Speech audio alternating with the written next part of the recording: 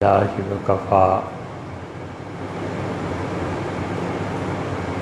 وسلام علی عبادہ الذین اصطفیٰ اما بعد۔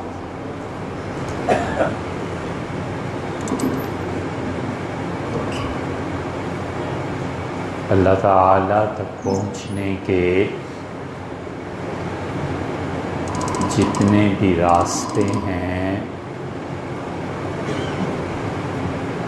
ان میں بنیادی طور پہ 3 شاہراہیں متعین ہیں۔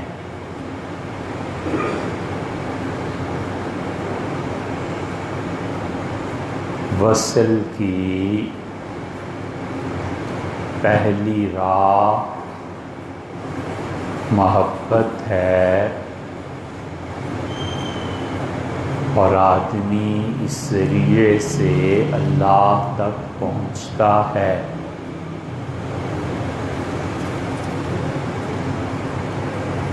اور جانتا ہے کہ اللہ تعالیٰ کی محبت اسے اس کی ذات سے قریب کرے گی۔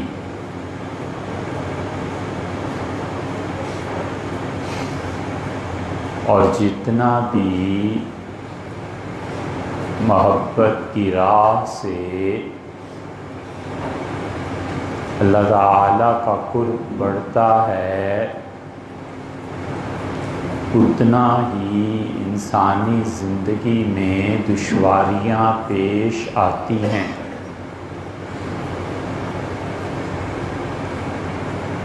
اللہ کی محبت اور اللہ تک پہنچنے کے لیے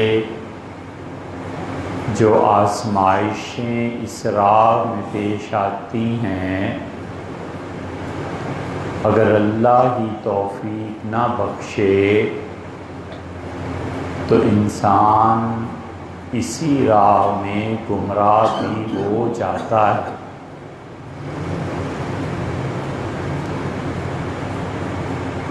اور اللہ تک پہنچنے کی دوسری بڑی راہ اللہ کی معرفت ہے۔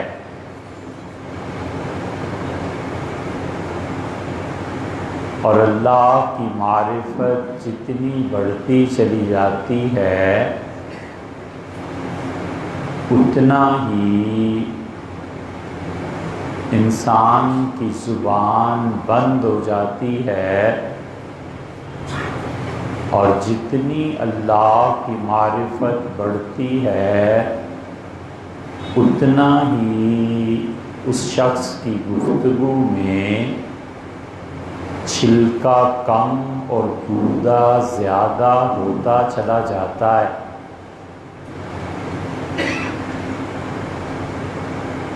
اور اللہ تعالیٰ کی راہ میں محبت ہو یا اس کی معرفت ہو، ان دونوں کو جب تک اللہ کی خشیت کے تابع نہ رکھا جائے اس کی محبت بھی گمراہی ہے اور اس کی معرفت بھی گمراہی ہے۔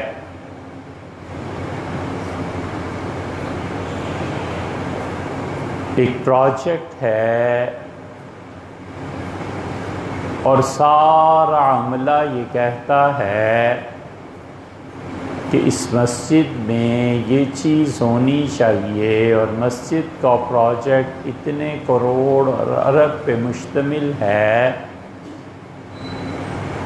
اور فائنل اتھارٹی بادشاہ جس نے پیسہ خرچ کرنا ہے اور اجازت دینی ہے، اگر وہ دستخط نہ کرے تو یہ کی کرائی تمام محنت پر پانی پھر سکتا ہے۔ یہ جو مثال ایک گھڑلی ہے،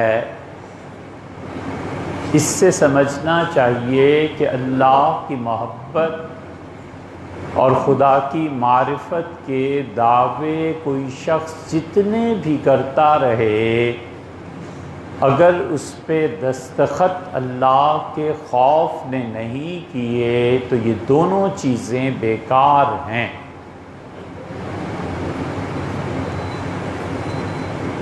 اللہ کی محبت کا دم بھرنا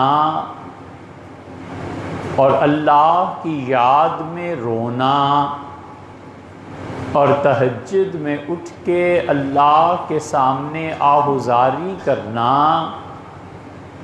اور ساری ساری رات خدا کے حضور میں بیٹھ کر تسبیح پڑھنا،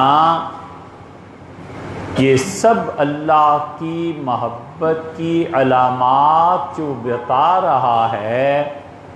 اگر فجر کی نماز نہیں، صرف جماعت اس نے چھوڑ دی تو یہ سب بیکار ہے۔ اللہ کسی چیز، کسی ہستی کا نام لے کر وہ اس کے بت کو پوج رہا ہے، اسے اللہ سے کوئی تعلق نہیں ہے۔ وہ اپنے نفس کے فریب میں مبتلا ہے اور اس کا رونا دھونا اس جذبہ محبت کی وجہ سے ہے جو پیدائشی طور پر اس پر غالب ہے، اور اس جذبہ محبت کو اپنے اظہار اور مورد کے لیے کوئی چاہیے تھا۔ کوئی دوست نہیں ملا، بیوی نہیں ملی، لڑکی نہیں ملی، دنیا نہیں ملی، ایک اللہ جو مفت میں اسے مل گیا، تو وہ یہ سمجھتا ہے کہ یہ تہجد کا پڑھنا اور رونا دھونا یہ سب اللہ کی محبت ہے، یہ نفس کا فریب ہے، جہنم میں جا کر پتہ چلے گا۔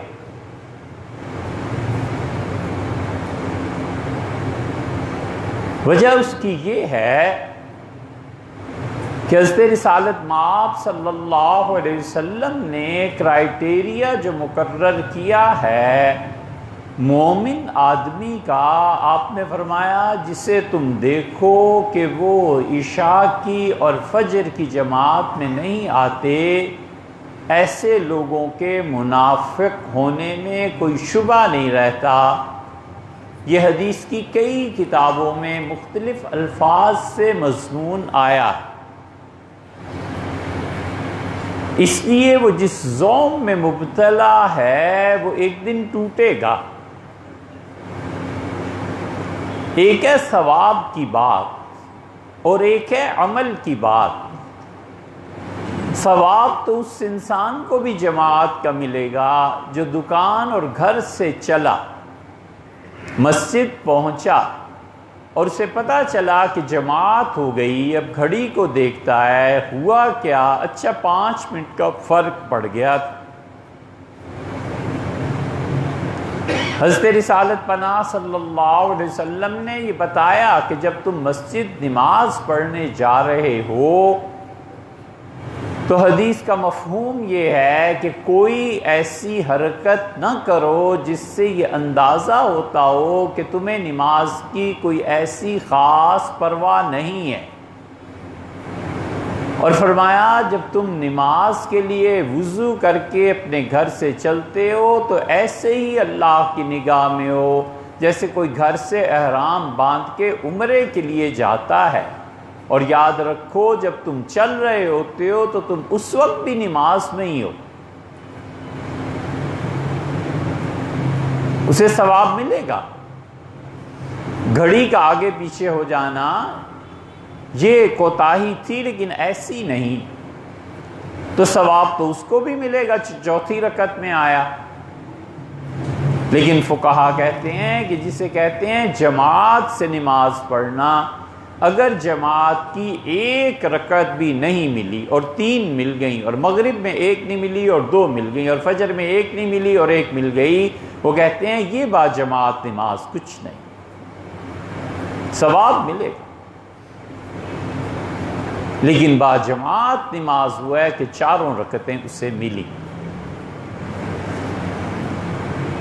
تو کجا یہ کہ فجر کی جماعت چھوڑ دے اور وہ سمجھے کہ محبت ہے اللہ کی، چولہے میں ڈالے ایسی محبت۔ اللہ کا خوف چاہیے کہ یہ اتنا بڑا جرم میں کر رہا ہوں کہ یا تو قیامت میں خدا اپنے اس حق کو خود سے معاف کر دے، یا پھر رسول اللہ صلی اللہ علیہ وسلم نے فرمایا کہ شفاعتی لامتی، میں اپنی امت کے ان گناہوں کی درخواست اللہ سے کروں گا، بات چیت کروں گا، اللہ سے معافی کے لیے عرض کروں گا، اہل الکبائر جو کبیرہ گناہ ہیں اللہ سے اس سلسلے میں بات پیش کروں۔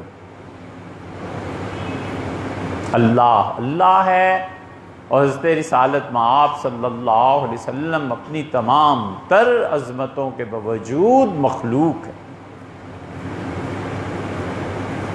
اب شاید ہی کوئی شخص ہو جس کی زندگی کبیرہ گناہوں سے پاک ہوتی ہے، رات بھر عبادت محبت کے نام پہ رونا دھونا، اور فجر کی جماعت چھوڑ کے کبیرہ گناہ کرنا، یا تو اللہ معاف کرے یا رسول اللہ صلی اللہ علیہ وسلم قیامت میں اس کی شفاعت کریں تو یہ جماعت چھوڑنے کا گناہ معاف ہو۔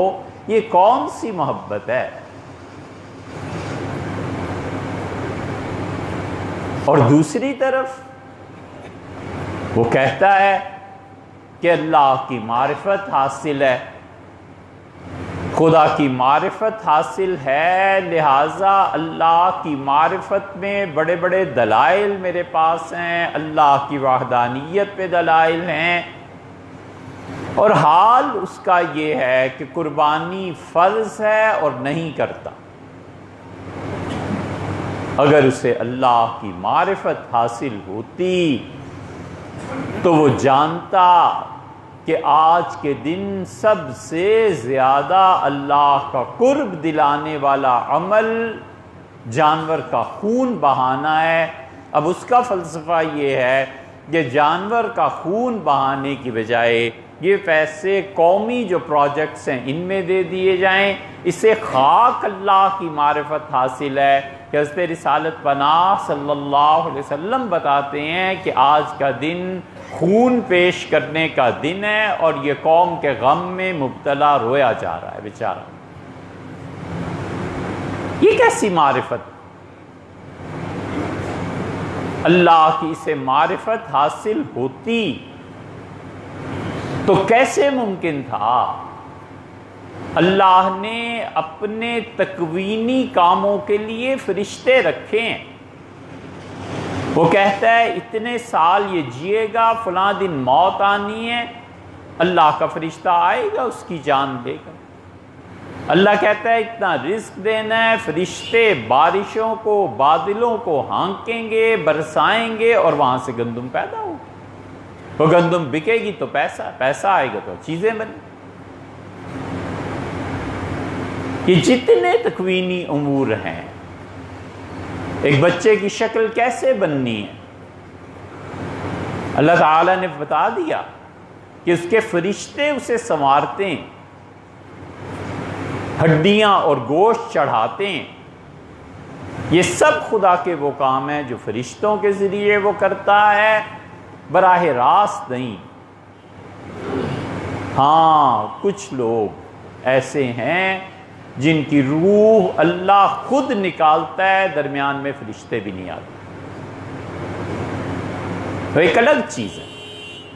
لیکن اللہ کے جتنے کام بھی انسانوں سے متعلق تشریعی تعلق رکھتے ہیں، وہ سب کام انسانوں کے ذمے کیے ہیں کہ نماز تم نے پڑھنی ہے، روزہ تم نے رکھنا ہے، عبادت تم نے کرنی ہے۔ ہمارے فرشتے کرتے ہیں، ہم نے لگایا، نہیں کرتے ہم نے نہیں لگایا، تمہارا کوئی کنسرن اس سے نہیں، اپنی ذات اپنی جان کی بات کرو۔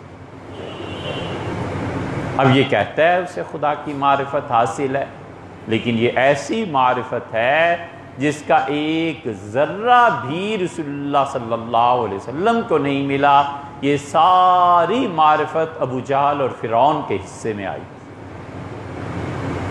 اللہ کی معرفت اگر حاصل ہوتی تو وہ جانتا کہ یہ جو کہہ رہا ہے نا کہ حی علی الصلاۃ، آؤ نماز کی طرف، یہ نہیں کہہ رہا ان کا کیا ہے، آج یہ آواز ہے تو کل دوسری آواز، اور مسجد میں چلے جاؤ تو اور مؤذن، کہیں بچہ کہیں بوڑھا، اس کے پیچھے جو اسے کہلوا رہا ہے نا کہ آؤ نماز کی طرف، وہ اللہ ہے۔ اللہ کی ہیبت، اللہ کا روب، اس کا پکڑ لینا، وہ جو کہتا ہے لَنُهْلِكَنَّ الظَّالِمِينَ، ہم ان ظالموں کو ہلاک برباد کر کے رکھ دیں گے۔ اللہ کو کیا پڑی ہے کہ اس کے پاس 1 کروڑ ہے کہ 1 ارب ہے؟ اللہ کو کیا پڑی ہے کہ اس کا گھر ادھر ہے یا امریکہ میں؟ خدا جو کہتا ہے میں ہلاک کر دوں گا ظالموں کو، اس کا مطلب ہے اپنی بندگی چھین لے گا، سجدے کی توفیق نہیں ہوگی۔ اسی لیے علامہ اقبال نے کہا وہ ایک سجدہ جسے تو گراں سمجھتا ہے، 1000 سجدوں سے دیتا ہے آدمی کو نجات۔ اللہ کہتا ہے وہ اسرع الحاسبین، اور چھوڑ دو جو لوگ تمہارے ساتھ ہیں، نبی صلی اللہ علیہ وسلم کر رہے ہیں، ہم بہت جلد حساب لینے والے۔ اور اللہ کہتا ہے میں انہیں اپنے سامنے لاؤں گا اور میں قیامت میں پوچھوں گا، اور وہ کہیں گے کہ بلا وربنا، اے اللہ تیری ذات کی قسم ہے جو ہم نے کبھی گناہ کیا ہو، ایک بار دنیا میں بھیج دے، غیر الذی کنا نعمل، جو زندگی گزار کے آئے ہیں اب ایسی زندگی نہیں گزرے گی۔ اور وہ کہے گا وَلَمْ نُعَمِّرْكُمْ يَتَذَكَّرُ فِيهِ مَنْ تَذَكَّرَ، ہم نے ایک زندگی دی تھی نا جس نے سمجھ کے آنا تھا وہ وہیں سمجھ کے آیا ہوتا۔ وَجَاءَكُمُ النَّذِيرُ، اور ہم نے تو احسان کیا تھا کہ اپنا پیغام تمہارے کان تک پہنچا دیا تھا۔ یہ حی علی الصلاۃ اور حی علی الفلاح، یہ خدائی کا تو پیغام ہے، کسی نے اپنے پاس سے تھوڑے ہی کر لیا ہے، اور معرفت حاصل ہے، اور لوگوں کا مال ہڑپ کرتا ہے، اور خدا کی بات کرتا ہے، اور وہ کہتا ہے کہ اللہ کے ساتھ تعلق اور خدا کا قرب اور تمام اعمال اس کے محبت کے نام پہ ہوں یا معرفت کے نام پہ ہوں۔ جب تک اللہ کا خوف، اللہ کی خشیت ان 2 میدانوں میں فائنل اتھارٹی نہیں ہوتی نا، کچھ نہیں۔ اللہ کی محبت ہے، شدید نیند ہے، تہجد پڑھ لی ہے، اللہ کی محبت قربانی مانگتی ہے، اللہ کا خوف کہتا ہے نہیں، فجر پڑھ کے ہی سونا ہے، جماعت سے پڑھے اور آرام سے سو جائے، یہ صحیح چیز ہے۔ ہر وہ شخص جو کسی بھی نوع کی محبت اور معرفت کو رسول اللہ صلی اللہ علیہ وسلم سے کے کوچے سے نہیں گزرتی نا، یہ سب گمراہی، خواب، کشف، الہام، اور انسان خصوصاً اس امت کے، ہمارے زمانے میں وہ بالکل آوارہ جانور ہو گئے، اور اب سے 1-2 صدی پہلے بھی یہ حال تھا کہ کوئی مسلمان اس کے بغیر نہیں رہتا تھا کہ کسی کو اپنے سر پر چھوٹا بڑا سمجھ کر مسلط رکھے۔ اب تک سنتے تھے ہم، اب تو خیر الفاظ ہی نہیں رہ گئے زبانوں کے، اب ساری زبان 12 15 20 25 الفاظ کے گرد گھومتی ہے، پیسہ ہے، بینک ہے، موبائل ہے، لوڈ ہے، کمپیوٹر ہے، کھانا ہے، گرل فرینڈز ہیں، بوائے فرینڈز ہیں، یہ پوری زبان۔ آپ غور کریں آج کیا نیا لفظ میں نے سنا، ہفتوں کوئی نیا لفظ نہیں سنتے، اس لیے کہ زبان ہی محدود ہو گئی نا، اب زبان اتنی رہ گئی۔ پہلے زبان جو لوگ بولتے تھے ان کا ایک ایک جملہ ایسا ہوتا تھا کہ ایک جملے میں یہ لفظ کاٹ دیں اس کا متبادل لا نہیں سکتے تھے، وہ اتنا منضبط جملہ ہوتا تھا۔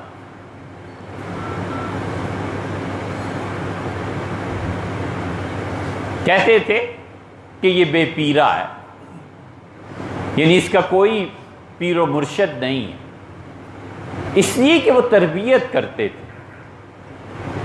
وہاں جوتے سیدھے کرنے پڑتے تھے، جوتے کھانے پڑتے تھے. وہ پٹائی بھی ہوتی تھی. 4 بچوں کا باپ ہے، 5 بچوں کا، اس کے باوجود جوتے پڑ رہے ہیں. وہ سہ لیتا تھا تاکہ وہ جہنم کی آگ سے بچے. 2 اور 2 4 کی طرح یہ بات ہے کہ آدمی یا تو اپنے آپ کو یہاں انسان بنا لے، اور اگر نہیں بناتا تو جہنم کی آگ اس کو تپا کر خالص کر دے گی. اگر ایمان پہ مرا ہے تو وہاں بن جائے. اس کے بنے بغیر جنت میں نہیں جانا. تیسری چیز اللہ کا فضل ہے، اور وہ مالک ہے خود. اس لیے یہ جتنی اللہ کی معرفت کے دعوے ہیں اور اللہ کی محبت کے، یہ سب کے سب اللہ کے خوف کے ساتھ جڑے ہوئے. ام المومنین حضرت عائشہ رضی اللہ عنہا کہتی تھی کہ کسی کا انتقال ہوا اور میں نے رسول اللہ صلی اللہ علیہ وسلم سے کہا کہ اللہ کے رسول وہ تو جنتی ہے. صحابہ کرام رضی اللہ عنہ کیوں اتنا ڈرتے تھے؟ وہ آدمی جس کو رسول اللہ صلی اللہ علیہ وسلم نے زندگی میں 100 مرتبہ یہ کہا کہ تم جنتی ہو، تمہارا محل میں نے دیکھا ہے، تم میرے ساتھ رہو گے، تم جنتی ہو، تمہیں فلاں فلاں فلاں یہ چیزیں خدا دے گا. اس کے باوجود اس کی موت کا حال یہ تھا کہ پسینے چھٹے ہوئے ہوتے تھے، اور امیر المومنین عمر رضی اللہ عنہ جیسا آدمی کہتا ہے کہ اے خدا مجھے اپنے سامنے نہ بلا لینا، لا لیا ولا علیہ، نہ یہ دیکھ میں نے کیا نیکی کی ہے، نہ یہ دیکھ نہ حساب لے کے گناہ کیا ہوئے ہیں. اللہ اس حساب سے بچا کر اپنے فضل سے ویسے ہی جنت میں بھیج دے. یہ اس شخص کا حال ہے جس کے جنتی ہونے میں کوئی شک و شبہ نہیں تھا. حضرت رسالت پناہ صلی اللہ علیہ وسلم نے کہہ دیا کہ اللہ کے رسول وہ جنتی. آپ نے فرمایا عائشہ کیا پتہ اس نے زبان سے کوئی ایسا جملہ کہہ دیا ہو جو اللہ کو ناپسند ہو، اور کیا پتہ اس نے بچا کر کوئی ایسی چیز رکھ لی ہو جسے وہ غریبوں پہ خرچ کر دیتا تو اللہ اسے قبول کر لے. ہم جائزہ لیں اپنے گھروں کا، کتنی ہی چیزیں ہیں جو دوسرے تک پہنچ جائیں، ممکن ہے اس کا کام بن جائے. روپیہ، پیسہ، دل اس کی محبت میں ڈوبا ہوا ہے، اور ہر وقت یہ فکر حتیٰ کہ خدا کے ساتھ تعلق بھی اس کی نظر ہو جائے، سوائے ٹوٹے اور خسارے کے اور کیا چیز ہے. اس لیے وہ پھر قیاس کرتا ہے اپنی عقل سے کہ میں جو کر رہا ہوں رسول اللہ صلی اللہ علیہ وسلم بھی تو یہی کرتے تھے. سبحان اللہ.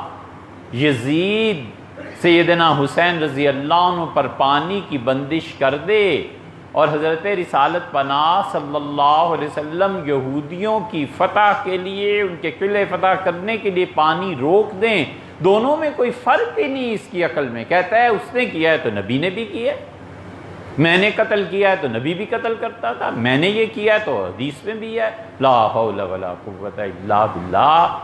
آپ کا کرنا اور حضرت رسالت پناہ صلی اللہ علیہ وسلم کا کرنا، وہاں پیچھے وحی تھی، علم تھا، اجتہاد تھا، حتیٰ کہ ایسا زبردست اجتہاد کہ غلط ہو گیا تو وحی نازل ہو گئی کہ آپ کا اجتہاد ٹھیک نہیں، آپ سے ٹھیک کیجئے. اور یہ اپنے نفس کا پیروکار، یہ اپنے کام کو ان کے کام پہ قیاس کرتا ہے.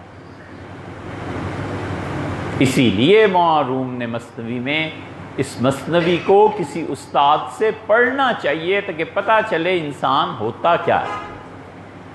مولانا نے ایک جگہ کہا کہ کار پاکاں را از قیاس خود مگیر. اللہ کے نیک بندے جو کام کرتے ہیں نا، کبھی اس سوچ میں نہ پڑنا کہ میں بھی ویسے ہی کام کر رہا ہوں.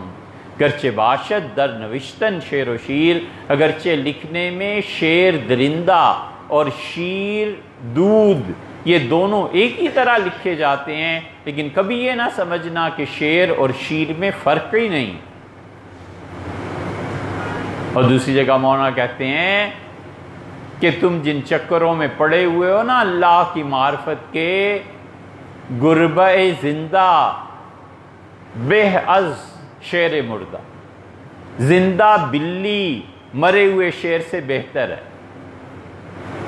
اپنی تربیت کے لیے زندوں ہی کے پاس جاتے ہیں، زندوں کی صحبت اختیار کرتے ہیں، ان کی بات سنتے اور مانتے ہیں، نہ سمجھ میں آئے تو ادب سے بات کرتے ہیں۔ یہ زندوں ہی کے ساتھ ساری چیزیں ہیں۔